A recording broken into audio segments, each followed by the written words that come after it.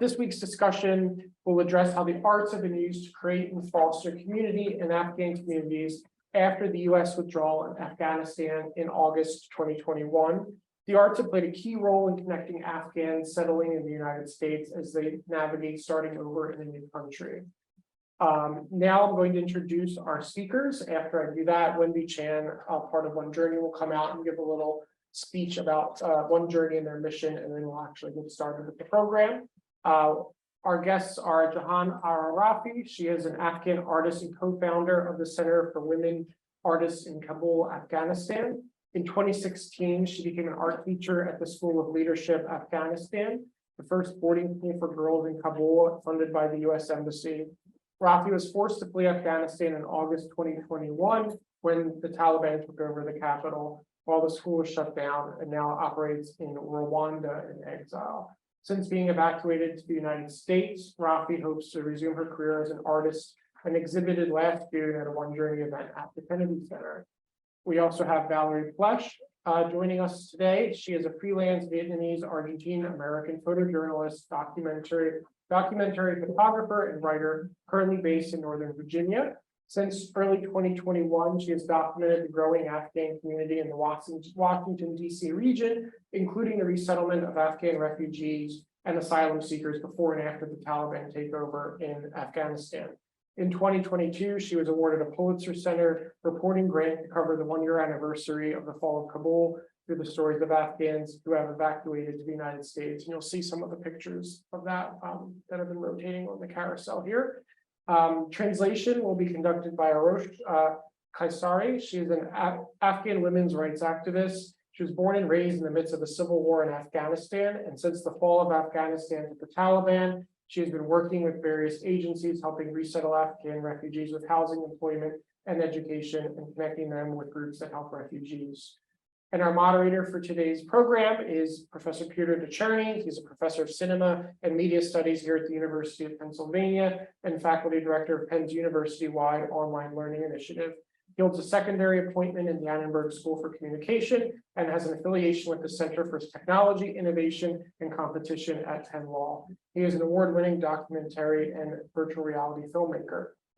Before our guests come out and take the stage, I'd now like to welcome Wendy Chan, co-founder of One Journey and a Penn alumna. She's going to say a few words about One Journey and its mission. So everybody please join me in welcoming Wendy. Welcome everyone. It's really, truly a pleasure to be here today. My name is Wendy Chan. I'm the co-founder of One Journey. It's truly an honor for me to be back at my alma mater, given that I've spent countless hours across the street studying at Huntsman Hall several years ago for my MBA program.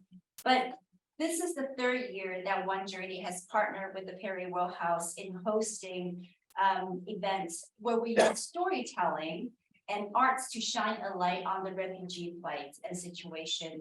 I co-founded One Journey back during the height of the Syrian refugee crisis as an immigrant from China with many refugee stories in my family. I was deeply disturbed during the Syrian refugee crisis, how our country was turning our backs against refugees, and for the politicians to really paint refugees and immigrants as costs to our society and threats to our society, and I felt that I have to do something different.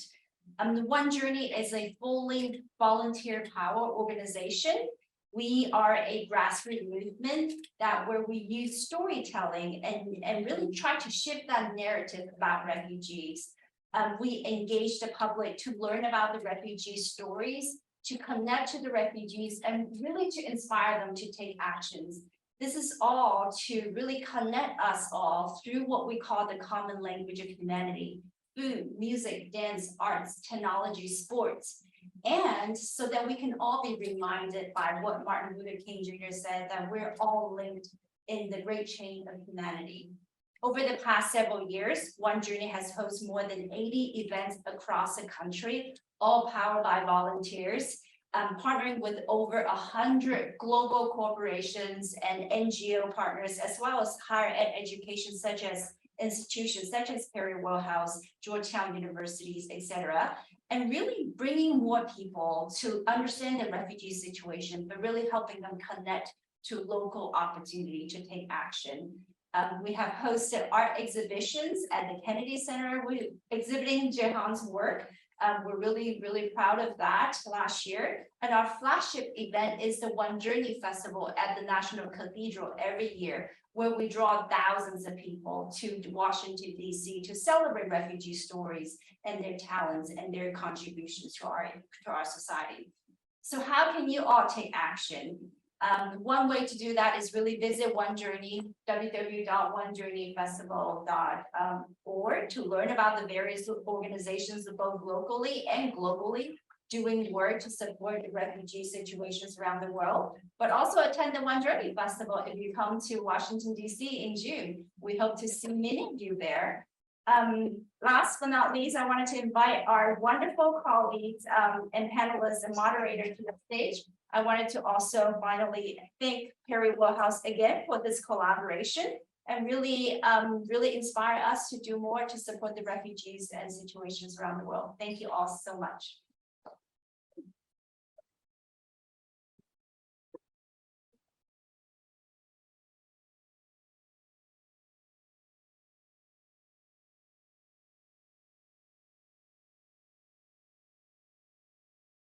Thank you, Tom and Wendy. I know it's great to have you here. So I'm just going to start and launch right into some questions. So Jahan, I'd love to hear a little bit about your work in Afghanistan. What led you to be an artist, and what kind of work did you produce, and what were you hoping to achieve with it? Okay.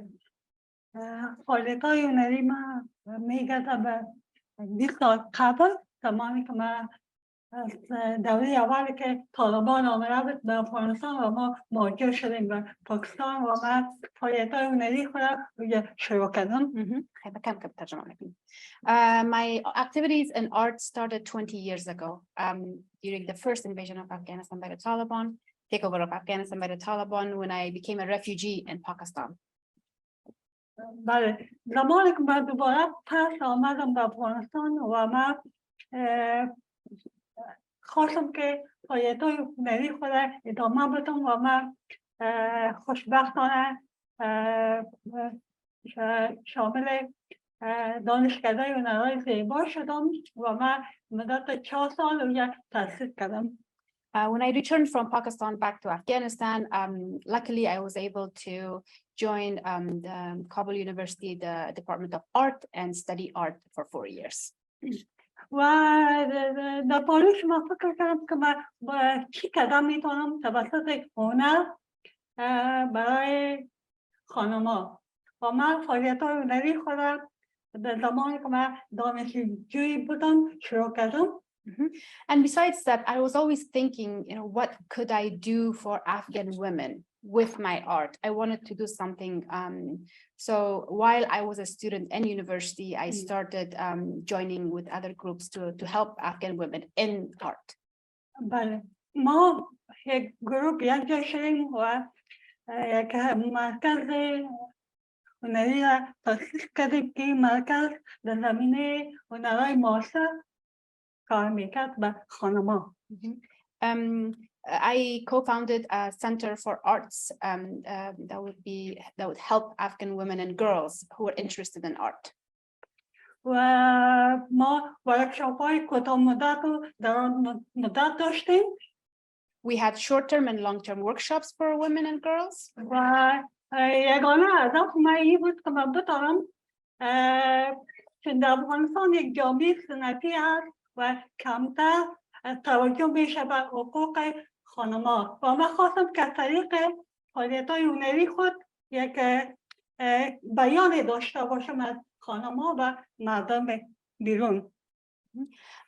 And through this center and my work with Afghan girls and women, I wanted to work on, because we have a very traditional culture in Afghanistan where the rights of women aren't as much in the surface. It's not given as easily. So I wanted to work on that with Afghan women to help them realize about and acknowledge their rights. مخصوصا در قسمت هنر فعالیت‌های خانم‌ها خیلی کم بود و ما تشویق می‌کردیم دختر خانم‌ها را بیان و همون استعداد هنری خود را پیاده کنند. And especially in arts, you didn't find a lot of Afghan women who were in the arts. So we wanted to encourage them to discover, but also use that skill and art that they had. و خوشبختانه تعداد زیاد از دختر خانم‌ها آمدن و ثبت نام کردن و فعالیت‌های خود شروع کردن. And fortunately, we were able to observe a lot of Afghan women and girls who came registered in our center and wanted to learn about art. یا ما نمایشگاه‌های داخلی و بیرونی داشتیم. And we had both local and international exhibitions. Yeah, I mean, amazing. What is the state of those organizations now? فعلا کجا موقعیت داره نهادهایی که شما داشتین؟ فعلا خب در افغانستان اونر مرده و اونر نفس نمیکشه، اما تا زمانی که طالبان آمده بود فعالیت میکرد و دختر خانم‌ها میآمدن کار میکردن. Unfortunately, at the moment, art in Afghanistan is dead. It's not breathing. But up until the time when Taliban came, we were very active and we had a lot of activities in the area. So, Valerie, also kind of want to just ask you about your origin story. I know you've had a long interest in Afghanistan. Yeah, so what led you to become interested in Afghanistan and to travel to Afghanistan? Well, yes, actually it started when I was a young teen. Actually, I remember seeing pictures of Afghanistan in magazines. My family was into photography, so we had a lot of photo books and life magazines at our home. But so I was always just drawn to that country and the people. It seemed like it was a mix of cultures, East and West, which it is. I mean, you know, this goes back like thousands of years, Alexander the Great, but and I come from a mixed background as well. So I don't know, I was always drawn to this place and I knew I wanted to go. I think really I was like 12 years old. And I used to work in international development before journalism. So the company that I worked for had a lot of projects, implementing USAID funded projects in Afghanistan. So I went the first time in 2008 and went every year since until 2017 in my old career and then as a journalist. So I always knew I wanted to go there and tell stories and and continue now from the DC area. Yeah. So how did you make that transition from development to photojournalist? Well, I started photography back in high school days and thought I would go make a career out of it, going to college for it, but I was deterred from that route. But it was always in me, visual storytelling was always my passion. But photography was my passion. And when I lived in Afghanistan in 2010 with my old work, so much was happening in the country news-wise. And it was really hard for me not to be able to go out and like walk around and tell the stories because we were confined in our because of security in these compounds.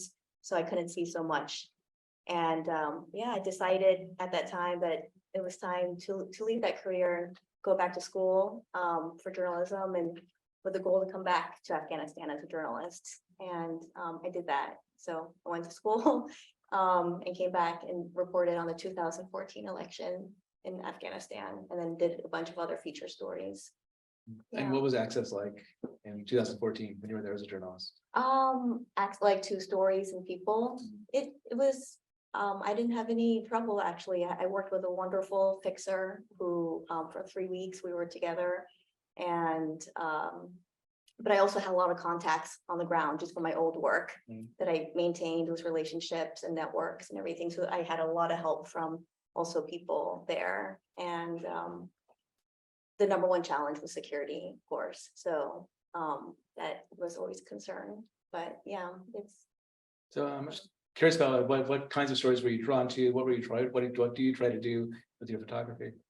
Well, in Afghanistan, when I was there, I tried to tell stories that we wouldn't see otherwise on the news. So I did stories on an MMA fighter who became kind of a global champion and how he started his career.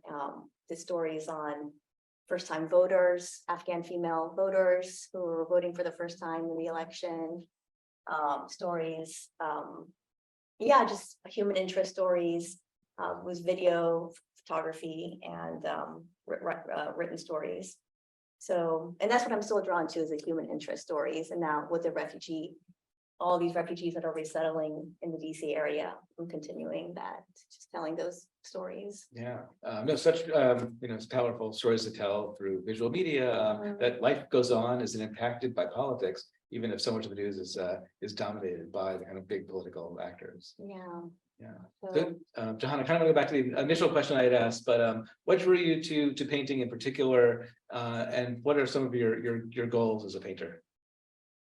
یعنی چی دلیل بود که خواستی که نقاش شوی و میخوایی که هدفت چی است با نقاشی، میخوایی چی کنی؟ من عموما بیوار کاری من خانمات و من میخوایم طریق هنر خود نمو دردها، نمو رنجهایی که خانمای افغانستان دارن من بیان کنم. My main goal with my painting, the reason I was drawn to it was the pain and suffering of Afghan women. I wanted to show that through my art and my paintings. به خاطر که در جامعه افغانستان کمتر توجه شده به حقوق خانم‌ها.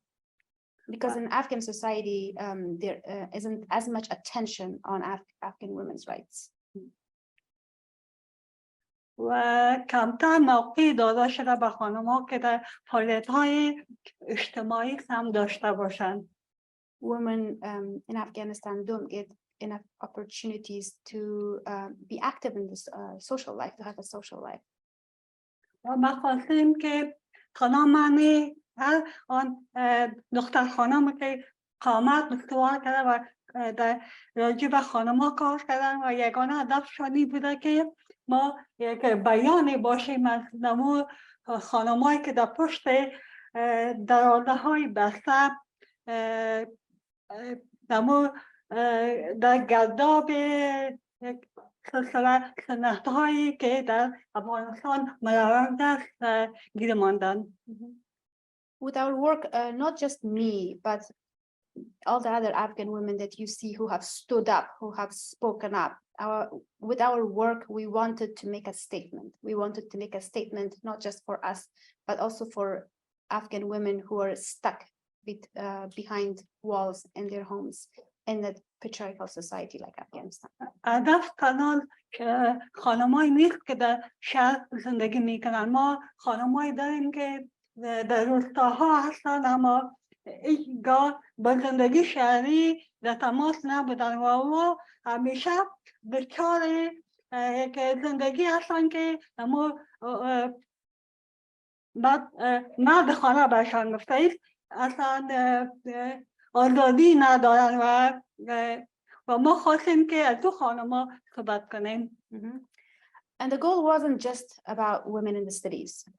Our goal was mainly about women who were in the rural areas, who were so detached from the city life or from their rights or about socializing with people.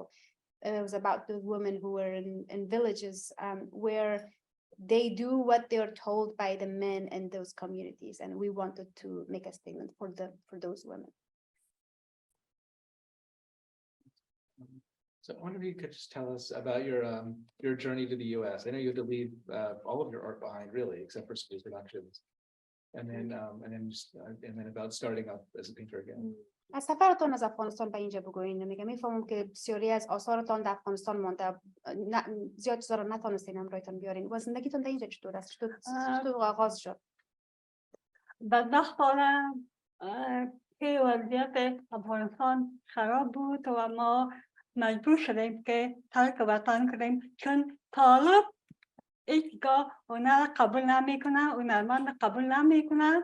بنابراین ما مجبور شدیم که ترک وطن کنیم و زندگی مهاجرت خودش یک درد هست و وقتی که ما از یک خاک به خاک دیگر سفر میکنیم بدون شک که مشکلات خود می داشته باشه و من زمانی که من به امریکا آمدم نباید از اول شروع میکردم.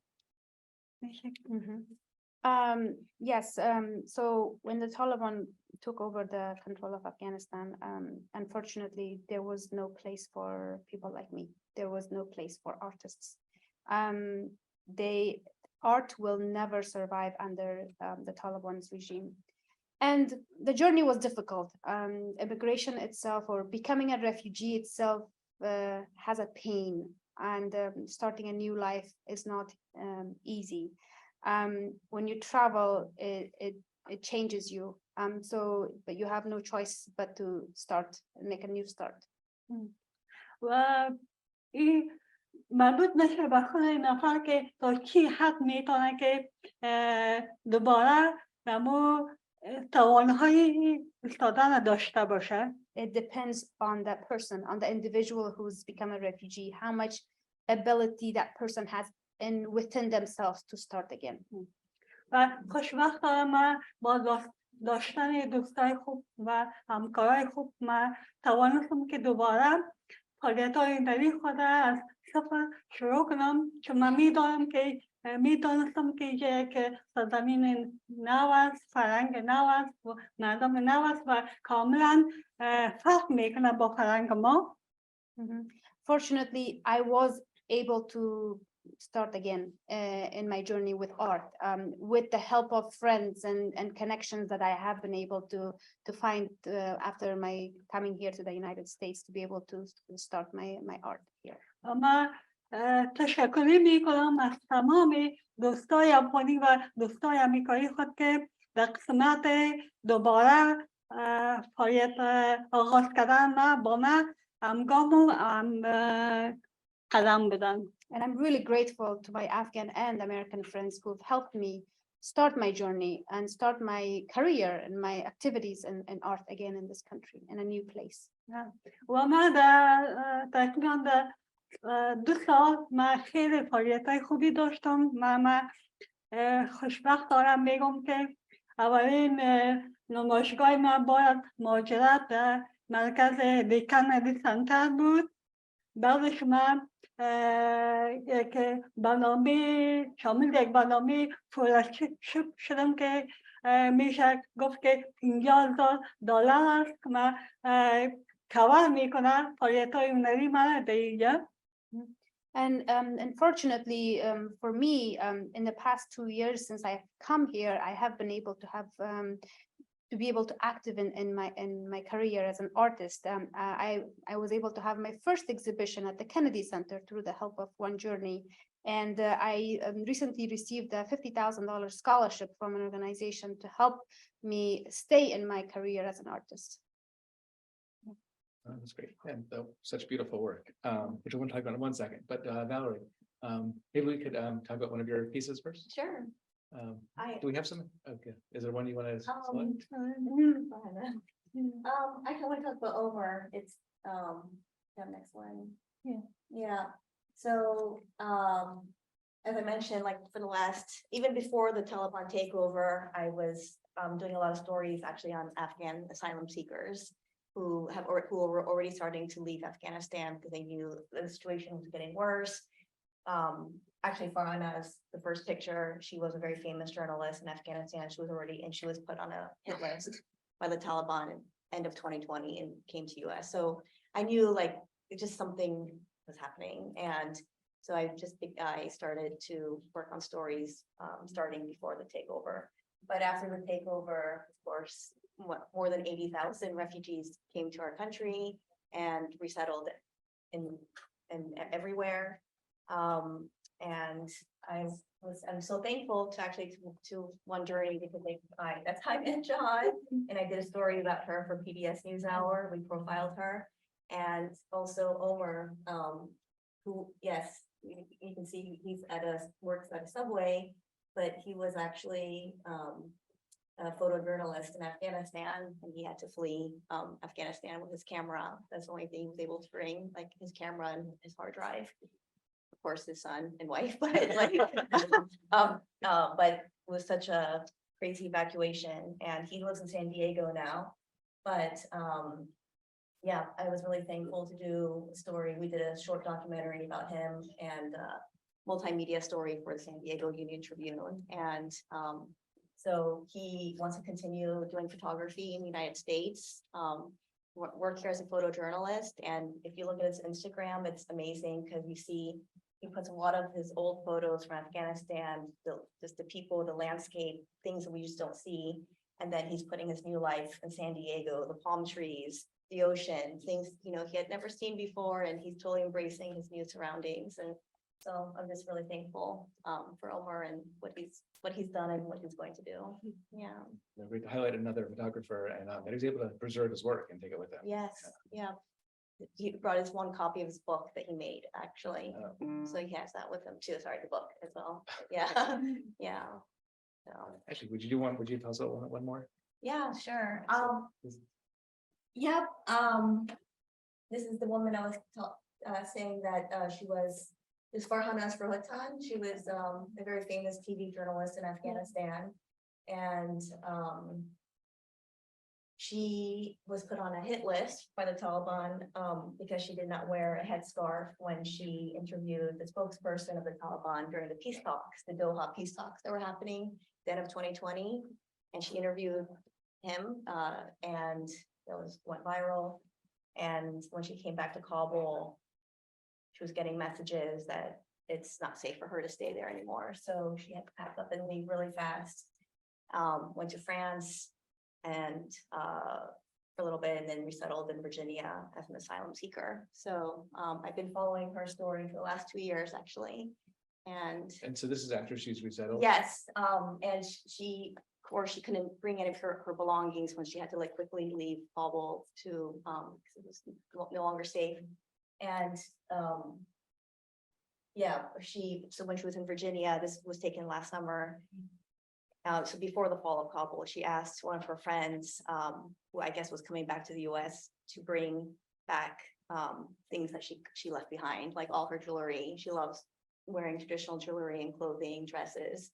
And here she is, she's literally taking it out and trying them on and everything. Yeah. So, she doesn't wear that every day. Yeah. That was beautiful. Thank you. And Jahan, we'd love to hear a little bit more about your art. Is there one painting in particular? Oop, this one? Yeah, this نظرتي أميدة وهيك ظالم خانم هست که همه آرزوهای خودم دوست دادم و فقط به پرنده که بالای زانوش هست به این امیدی کردم. I named this piece Hope, and this is about a woman who's lost all her hopes, and at the moment the only thing that she has any hope on is this bird that's sitting on her knees. مبادا نمی دادایی که دیدم تعمل کنه پرنده تعمل کنم به خاطر که آرزو میکنه که این پرواز کنه به تا یک نقطه برسه که آزادی واقعی را لمس کنه. And perhaps this bird can feel some of the pain that this woman has endured and be able to fly away so far where he can feel the real freedom. So when she has no hope internally, something from outside comes and can give her a little bit of hope. یعنی میگه خودش امید نداره ولی پرنده میاد و امکان داره امید رو پرنده برش بده. Right, exactly. So very beautiful. So if anyone on Zoom has questions, you can put them in the chat at any time, and we're happy to ask them. And then I'll happily open up to questions. Yes. Thank you so much. First of all, I'm very happy to participate in this event. I'm glad to be here. Let's introduce myself, and then I'm part of that story, but my colleague will not doesn't know that, don't know that. My name is Wali Muhammad Nasir. I'm also from Afghanistan. I used to be and was 1.5 years ago as a law professor, and I was a law professor for a long time in Kabul University Law Faculty, and then Fortunately, recently I got a scholarship from Penn Kerry Law School, and now I am a visiting scholar at Penn Kerry Law School. So I'm very happy to when I heard and read the news that here is this event, and so I got really interested in to be part of this this event. Yeah, I really appreciate it. You know that when the Taliban came to power in Afghanistan, or I don't want to politically discuss the issue or brought in power in Afghanistan. But anyway, not only the art suffered a lot, but all aspects of our life suffered a lot. Particularly the law and the regulation, the rule of law suffered a lot. There is no rule of law, the law and the justice. And so most important to me, the legal system and the justice system of Afghanistan also suffered, like us as the art suffered a lot. Similarly, the justice system and the justice also suffered a lot. This was the message just that I wanted to tell our colleague and friend here. Thank you so much. I really appreciate your working in this regard. Okay, no, we're very happy to have you here at Penn, and Penn Global, and as maybe you probably know, has a program to bring at-risk faculty, and so we're not believe you're part of that program, which is great. Anyone else? And those are questions. No, that's it. Oh, yes. I was just saying, do you find that reactions to your art are different in America as how they were in Afghanistan? میگه احساس میکنی که عکس العمل‌هایی که در آثارتان میگرفتین نظر به اینکه از افغانستان میگرفتین در اینجا متفاوت است یا یک قسم است؟ بدون شک وقتی که هنرمند از یک مکان به مکان دیگه میره، هنرمند از محیط اطراف خود الهام میگیره و بدون شک تاثیرات خود را داره. اما نمو واقعیات و نمو داستانها و نمو قصه‌های قبلی هست، اما با کم تغییر. عکس العمل‌های مردم چطور است از افغانستان نظر به اینجا؟ خوب است، خیلی خوب است. So without doubt, when an artist moves, inspirations change. Perhaps for my subject, it stayed the same way as Afghanistan, and I've come here. But when you move from one location to another, your inspiration from what you receive to put in your art, it changes. But the reactions have been really nice here. It's been great. A kind of related question, Valerie. Do you see a difference in the kinds of stories that news publications are open to telling, either newspapers or TV? Related to Afghanistan. Related to Afghanistan, yeah. Well, as a freelancer, it is still really challenging to continue pitching stories on Afghanistan because the news has moved on from what has happened, unfortunately, with other crises that are happening around the world. But I'm very thankful for the outlets that continue to publish stories about Afghan refugees. I think it's really these stories on individuals that can tell the larger story of what happened to that country and the aftermath of what happened. And, I think highlighting what refugees are going through even now, almost 2 years later. Their legal status is pretty much in limbo come this August, for example. I don't know if you know about the humanitarian parole program and the Afghan Adjustment Act. All these refugees who came actually have only a 2-year time limit to stay here. So news, I think, is still interested in telling those stories, why it's important, that their status is pretty much undetermined really after 2 years. But but I think it's telling the stories of individuals and what refugees are continuing to go through. Yeah, no, I think that's how you started that, and that Wendy was talking about as well, but, it's so important to tell the stories of individuals and see what that human, individuals are part of the story and not think about the kind of, thinking of demographic thinking or policy thinking or even kind of propaganda that can circulate. You're right, right. When it's actual people that are impacted by policies. That's what I'm always drawn to. It's how these people tell the story of such a huge issue or situation. But they can, so, yeah. Jahan, where do you find your subjects? Do you use models or these are subjects in your head? Just thinking. Yeah.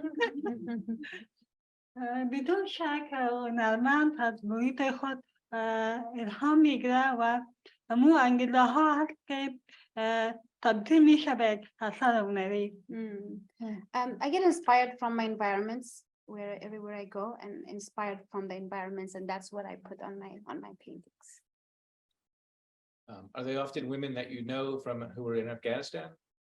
میگم امی کسایی را که در هنرتان میمانین کدام مدل استفاده میکنین یا زنایی را که در افغانستان میشناختین اونا را نقاشی میکنین چه قسم است؟ خب این مدل استفاده نمیکنم، فقط نمو برداشتای خود به خود کار میکنم. I have never used models, but I think of my own memory of home in Afghanistan, and I use that to paint my pieces. Back to the question, I know you couldn't take any of your work with you. Have you tried to recreate paintings that you lost? میگه بعد از آثارات نتونستی از افغانستان بیاری، میگه آیا کوشش کردی که اونا رو دوباره بیاری یا که در اینجا بعضی از اونا رو دوباره خلق کنی؟ بدبختم وقتی با آمدم فقط با 3 تابلوی کوچک و چند کتاب آمدم و من کوشش کردم و خوشبختانه یک ماه قبل تابلوهای من خواستیم و فعلا در راه است و نمیفهمم که تا اینجا میرسه جوی میرسه یا خراب میشه. Unfortunately, I came here with 3 very small pieces of my art and a few books. But last month, I was able to ship some of my pieces from Afghanistan. They're on the way. I don't know if they're going to get here or not, and sooner or later. But I tried to get some of those pieces of mine that I had left to ship. Like I made the mistake of calling Valerie an artist, and she said no, she's a photojournalist and a documentarian. And I'm actually really curious about these, in part because I don't like to call myself, I'm a photographer as well, but I wouldn't call myself a photojournalist or documentarian because I think there's certain rules that I break that a lot of people feel belong to that. Yeah. Yeah, it's funny because my friends are like, it's art, what you're doing, but I see what they mean. And yeah, I'm a photojournalist. I cover the news. I'm doing editorial work and of course personal documentary work, but yeah, where you're not altering things or changing things. It's not fine art or fine photography.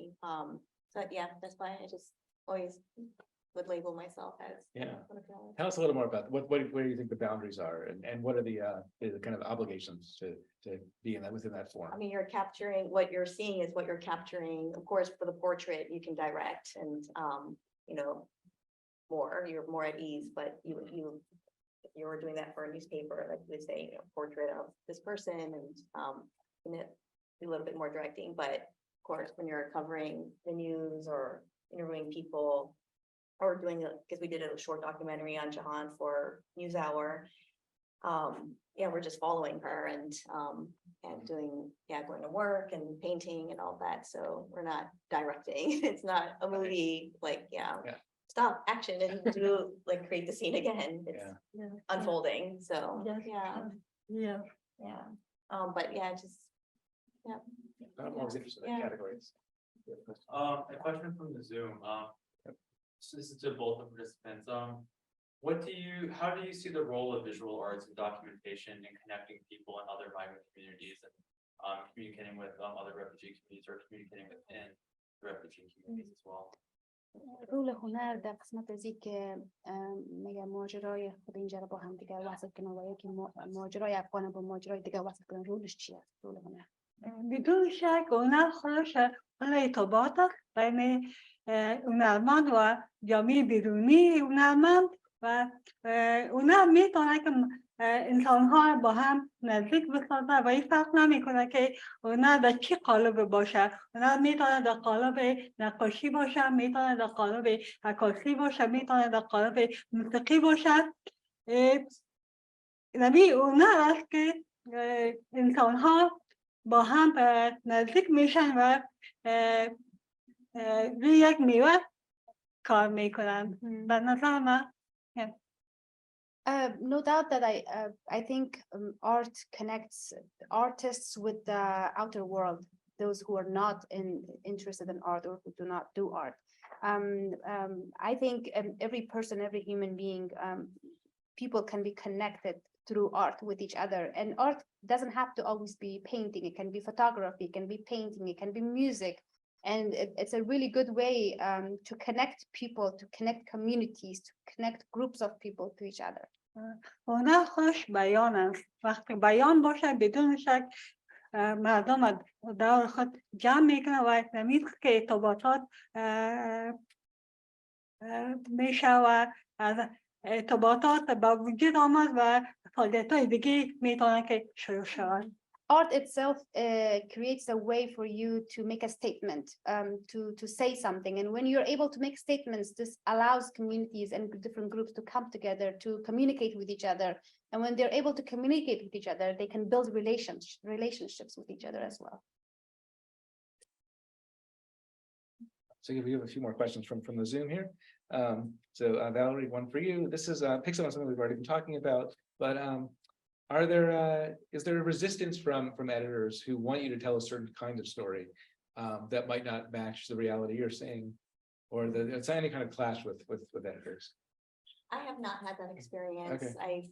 Again, thankful that I work with great and supportive editors who either work on the pitches that I send about the story ideas I have, or for covering something related to, I guess, if they're talking about Afghan refugees in general. But yeah, I mean, no, I have a really good working, it's so important to have a good relationship with the editor, and so you know what you're expected to deliver for the story. But yeah, no, it's been really collaborative. And I think also what's different about these kind of stories compared to others is that it can be very sensitive too, because a lot of everyone has family back in Afghanistan, so many of the stories I had to do, I couldn't even show the face, or we had to find different ways to tell their story without revealing their identity. So, and editors have been really supportive of that. And Jahan, a question for you. We there's so many pictures that are about women. This one's about freedom. Are there other themes that you see throughout your work, or specific subjects that you keep being drawn to? میونه میگه بیشتر موضوعاتی که در نقاشیتان دیگه گفتین که زنا و دختراست، میگه آیا که موضوعات دیگر رو شامل کردین بر کارتان؟ با ما جالب‌ترین موضوع خانم هاست، که مثلا خانم هستم و ما از همیشه خواستیم که میوه کاریم خانم ها باشه. بنابراین ما خب بعضی وقت شوقی کارهای دیگه هم کردیم، مگر میوه کاری ما پیرامون خانم هاست. Well, the center of my work is on women, and one of the reasons for that is because I'm a woman, and I kind of know and understand the experience of women where I come from. So I've focused on that on my paintings. Yeah, sometimes as a hobby I do paint other things, but my main focus of work is women. Yes.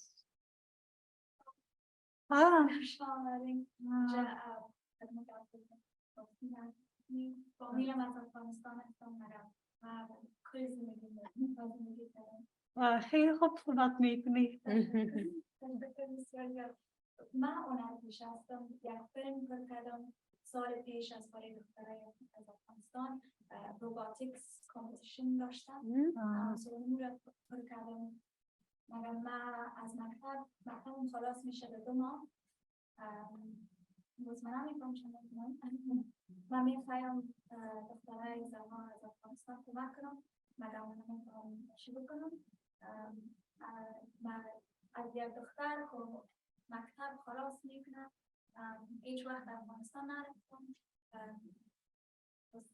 چی بکنم که دخترای از افغانستان 21 سال هستم چی بکنم چی میتونم So what can I do as a 21-year-old to help other Afghan girls and women? Yeah. Are you involved in some with Bill Goodentag? Am I what? So what were you saying about robotics?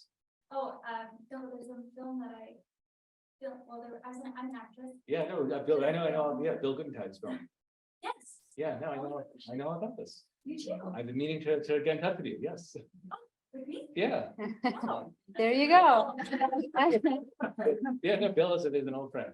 Oh, she's awesome. Yeah, so, will you want to tell them about the film? Yeah, so it's a film based on the girls who Yeah, got competed internationally and they actually won. I can share a little bit of I've heard things about it, or I've seen some stuff on this topic. But so director from Penn actually, he's done a movie on this and it should be hopefully coming out soon, but I was a part of that project. Yeah. So Thousands of actors tried out for this part, and this was your first real role, right? this is my first. And you were cast.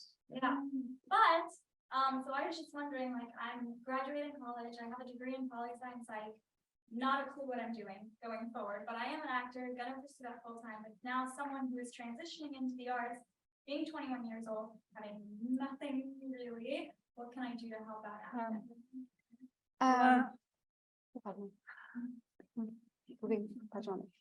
من خیلی خوش هستم که شما با وجود که اینجا کلان شده نمو احساس دارید در مقابل دختر خانما و خانمای افغانستان پس ما میتونیم صدا باشیم صدای نمو دختر خانما و زنای فعلا داخل افغانستان نظام سیاسی ماندن مکتب خواندن نمیتونن دخترها زنها کار کردن نمیتونن پس ما چطور میتونیم که صدا باشیم با پس میشه که روی ازی گروپ یک جا شویم و کار کنیم.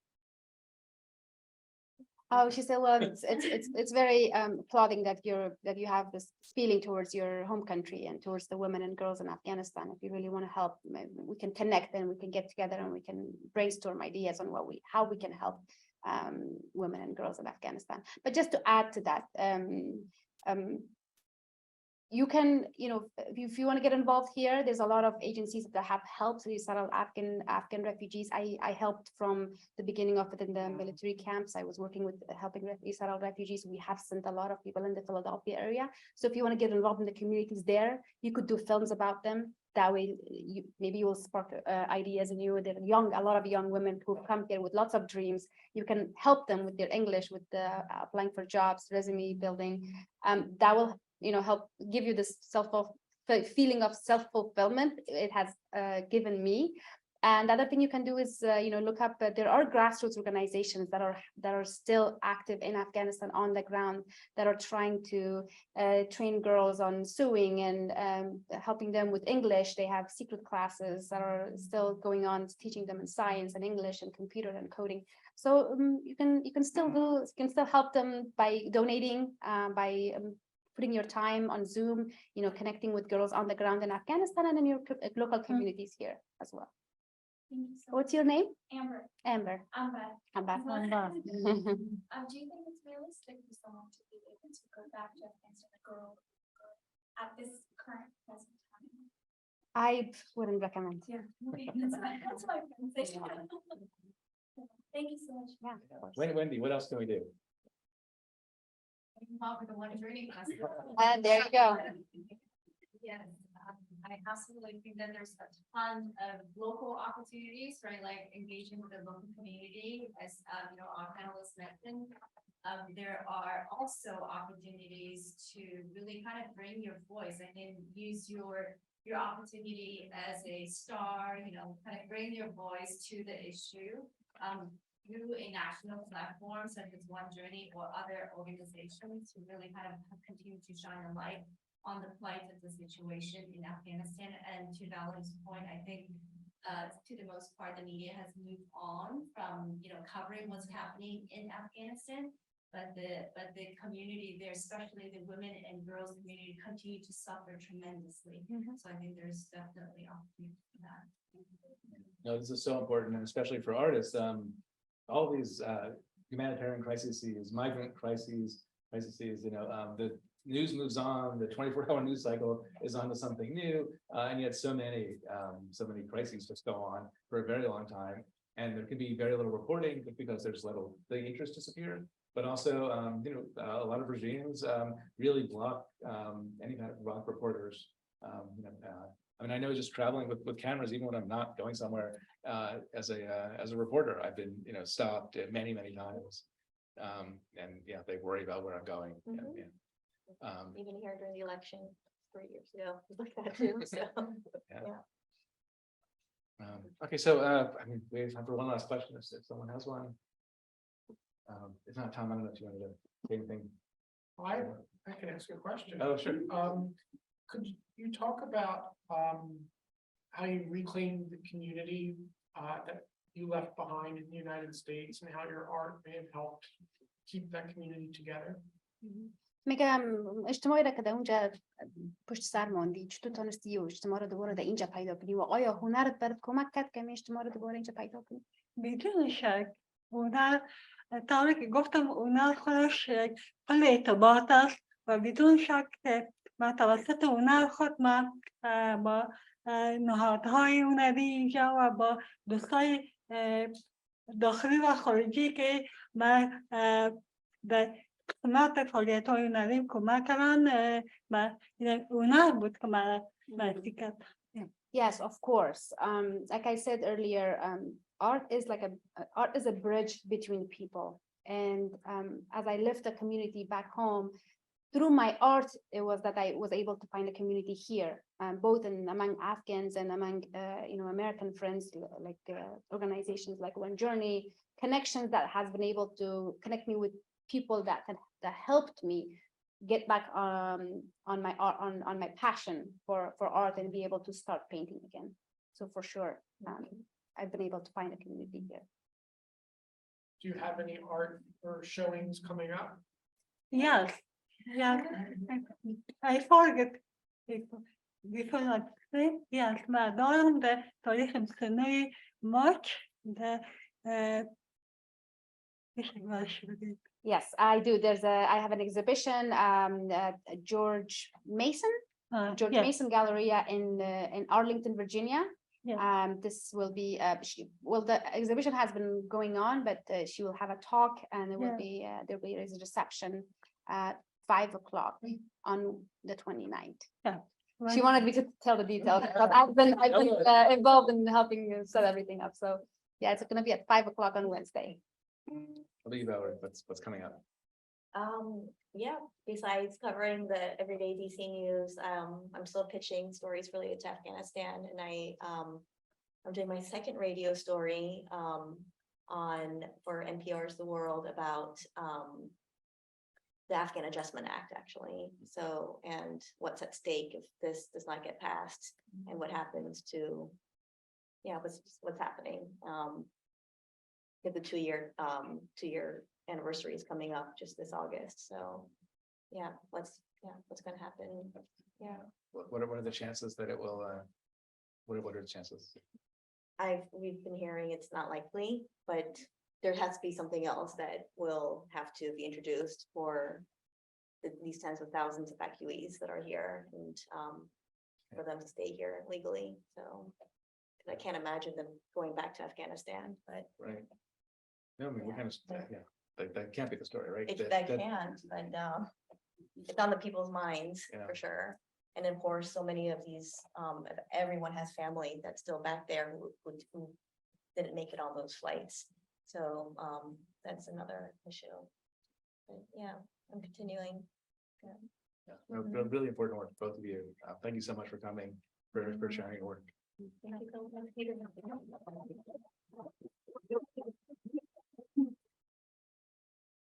Right, so thank you all for coming and thank our panelists. We are going to, at the conclusion of this, have a reception up in the student lounge. So up the stairs, turn right, it's the other room. It is the rare not grab and go. It is an actual reception. You can pass food, so please take advantage of that on this terribly rainy day. We will have more events coming up this week. Tomorrow, March 28th at 4 o'clock, we will have our Next World Today program on super soldiers and the ethics of drugs and warfare, featuring Lucas Kaminsky, the author of Shooting Up: A History of Drugs and Warfare, Professor Claire Finkelstein, the Algernon Biddle Professor of Law and Professor of Philosophy here at Penn, and Jonathan Moreno, the Penn Integrates Knowledge Professor. That event will be moderated by Beth Simmons. She's the Andrea Mitchell Penn Integrates Knowledge University Professor of Law. Then on Wednesday at 4 o'clock, we'll have our first ever Critical Conversations program on Can Reparations Redress the Harms of Colonization and Slavery. A reception will also follow that. And if you're not here and you happen to be in DC on March 29th, Jahan's having her 5 p.m. talk at her exhibit. As always, you can access our recordings on YouTube. This will be up in a few days. Follow us on social media if you haven't. Gabby and Alice have been tweeting and Instagramming the event as it's been going on. So please join me again in thanking our speakers today. Ken plugged for One Journey. I know Ken put a bunch of flyers on all of your seats, so please take a look at them. One Journey Festival is when, Wendy? Saturday, June 24th. Saturday, June 24th. National Cathedral in Washington, D.C. Perfect. On that note, Can I plug my? you may. On Sunday, I have a photography show opening in New York at the 14th Street Y. Photographs of the Jewish community in northern Ethiopia. And I'm showing a film there that I made 2 years ago. Nice. All right, now we can all go upstairs and have some food. Yeah. Right? That's awesome.